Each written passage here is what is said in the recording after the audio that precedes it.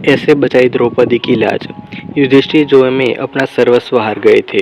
छलपूर्वक शकुनी ने उनका समस्त वैभव जीत लिया था। अपने भाइयों को, अपने को और रानी द्रौपदी को भी बारी बारी से युधिष्ठिर ने दांव पर रखा। जुआरी की दुराशा उसे बुरी तरह ठगती रहती है। कदाचित अब की बार सफलता मिले, किंतु युधिष्ठिर प्रत्येक दाव हारते गए। जब वे द्रौपदी को भी हार गए, तब दुर्योधन ने अपने छोटे भाई दुशासन के द्वारा द्रौपदी को उस भरी सभा में पकड़ मंगवाया। दुरात्मा दुशासन पांचाली के केस पकड़कर घसीटता हुआ उन्हें सभा में ले आया। द्रौपदी रजस्वला थे और एक ही वस्त्र पहने थे।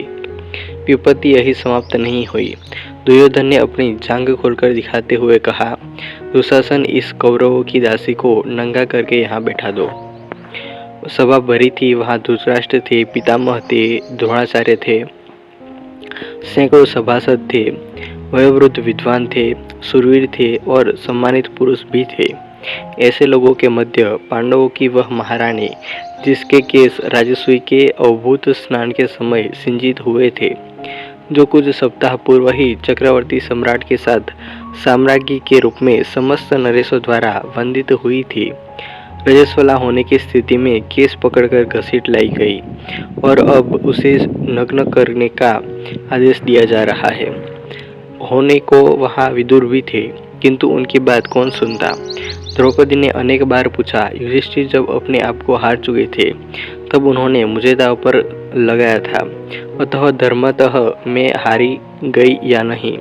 किंतु भीष्म जैसे धर्मज्ञों ने भी कोई निश्चित उत्तर नहीं दिया। जिसकी भुजाओं में 10,000 हाथियों का बल था, उस दुरात्मा दुशासन ने द्रौपदी की साड़ी पकड़ ली। मेरे त्रिभुवन विख्यात शूरवीर पति। द्रौपदी व्याकुल होकर इधर उधर देख रही थी कि कोई उसकी रक्षा करेगा, किंतु पांडवों ने लज्जा तथा शोक के कारण मुख दूसरी ओर कर लिया था। आचार्य द्रोण, पितामह भीष्म, धर्मात्मा कर्ण। द्रौपदी ने देखा कि उसका कोई सहायक नहीं। कर्ण तो उल्टे दुशासन को प्रोत्साहित कर रहा है और भीम, द्रोण आदि बड़े बड़े धर्मात्माओं के मुख दुर्योधन द्वारा अपमानित होने की आशंका से बंद है और उनके मस्तक नीचे झुके हैं। एक वस्त्रा अबला नारी, उसकी एकमात्र साड़ी को दुशासन अपनी बल भरी मोटी भुजाओं के बल से झटके से खींच रहा है। कितने क्षण द्रौपदी साड़ी को पकड़े रह सकेगी? कोई नहीं उसकी सहायता करने वाला। उसके नेत्रों से झड़ी लग गई। दोनों हाथ साड़ी छोड़कर ऊपर उठ गए। उसे भूल गई राजसभा, भूल गई साड़ी, भूला गया शरीर।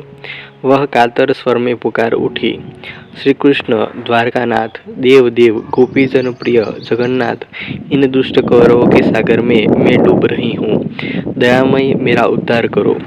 द्रौपदी पुकारने लगी। पुकारती रही। उस आरतीनासन असहाय के सहायक करुणार्णव को उसे पता नहीं था कि क्या हुआ या हो रहा है।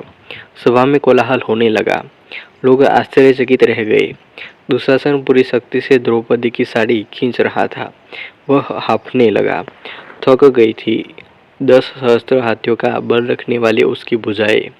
द्रौपदी की साड़ी से रंग बिरंगे वस्त्रों का अंबार निकलता जा रहा था। वह 10 हाथ की साड़ी पांचाली के शरीर से तनिक भी हट नहीं रही थी। वह तो अनंत हो चुकी थी। दयामय द्वारकानाथ रजस्वला नारी के उस अपवित्र वस्त्र में ही प्रविष्ट हो गए थे। आज उन्होंने वस्त्रावतार धारण कर लिया था और अब उनकी अनंतता का ओर छोर कोई कैसे पा सकता था। विदुर, यह कोलाहल कैसा है? अंधे राजा धृतराष्ट्र ने घबराकर पूछा। महात्मा विदुर ने बताया, दुशासन द्रौपदी की साड़ी खींचते खींचते थक चुका है। वस्त्रों का ढेर लग गया है। आश्चर्यचकित सभासदों का यह कोलाहल है। साथ ही आपकी यज्ञशाला में श्रृंगार घुस आए हैं और रो रहे हैं। दूसरे भी बहुत से अपशुकन हो रहे हैं। द्रौपदी सर्वेश्वर श्री कृष्ण को पुकारने में तन्मय हो रही है। उन सर्वसमर्थ ने अभी तो उनकी साड़ी बढ़ा दी है, किंतु यदि शीघ्र पांचाली को प्रसन्न नहीं करते तो श्री कृष्ण का महाचक्र कब प्रकट होकर एक क्षण में आपके पुत्रों को नष्ट कर देगा, यह कोई नहीं कह सकता। आपके सभासद तो भय व्याकुल होकर कोलाहल करते हुए दुर्योधन की जो निंदा कर रहे हैं, उसे आप सुन ही रहे हैं। धृतराष्ट्र को भय लगा। उन्होंने दुर्योधन को फटकारा।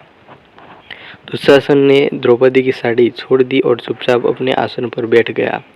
वह समझे या न समझे, पांडव तथा भीष्म जैसे भगवत भक्तों को यह समझना नहीं था कि द्रौपदी की लज्जा रक्षा कैसे हुई।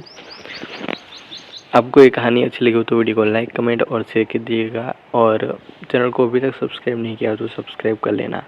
मिलते हैं और एक वीडियो में। जय हिंद, वंदे मातरम।